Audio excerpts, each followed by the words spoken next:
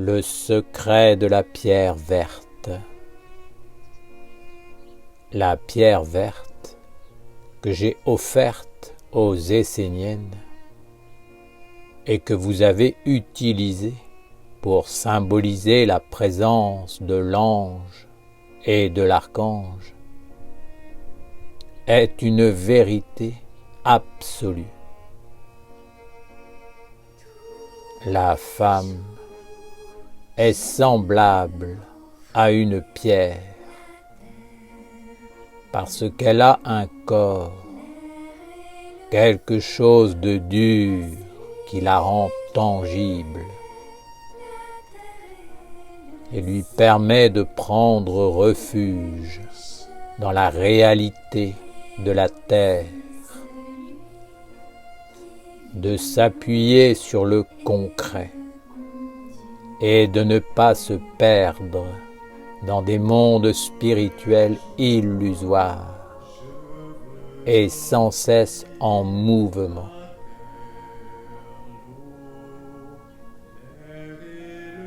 La femme est donc semblable à une pierre, mais quelle pierre est-elle? Est-elle une pierre qui n'est qu'une condensation de la pure lumière? Est-elle une alliance sans défaut, ne captant que l'éternel et ne gardant en elle que ce qui est parfait et appartient à la plénitude? Est-elle une pierre éponge qui se charge de tout ce qui se trouve dans les ambiances qu'elle traverse, dans les conversations, dans les sphères respiratoires des êtres et des lieux avec lesquels elle se lie? Est-elle un calice capable de sélectionner ce qu'elle reçoit, d'accueillir en elle une pensée unique du monde et de l'intégrer comme une vérité qui éclaire et guérit? La femme est-elle une pierre précieuse, transparente,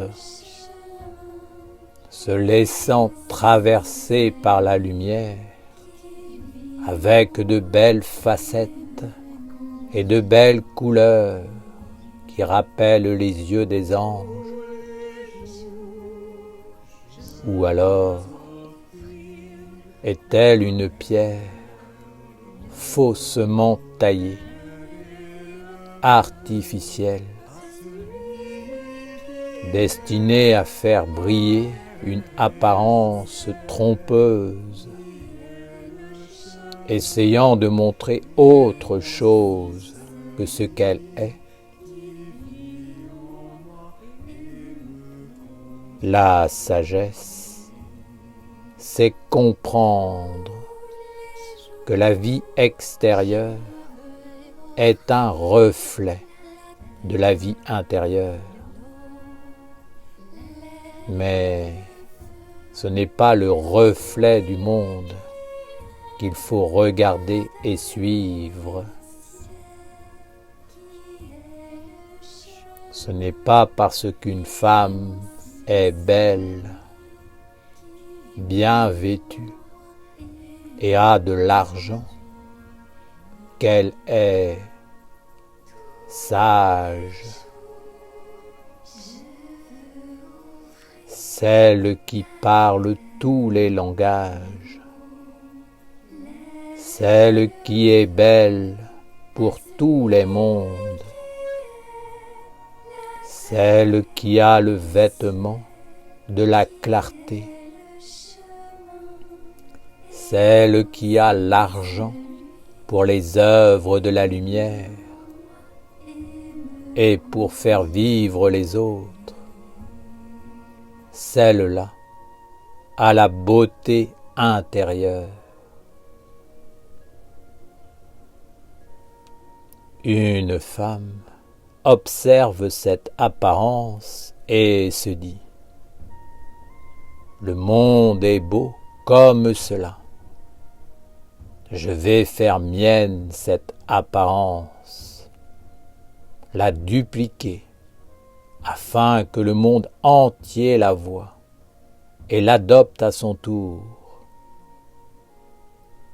Mais la femme doit simplement être ce qu'elle est.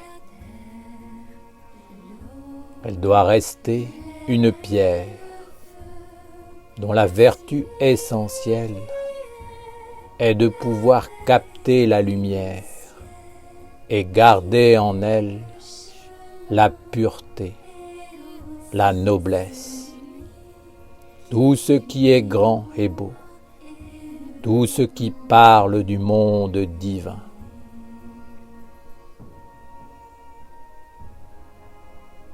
Être une pierre sur la terre, capable de regarder la beauté du monde divin et de s'en imprégner pour la rayonner, n'est pas une abstraction, mais une clé essentielle de la vie pour toutes.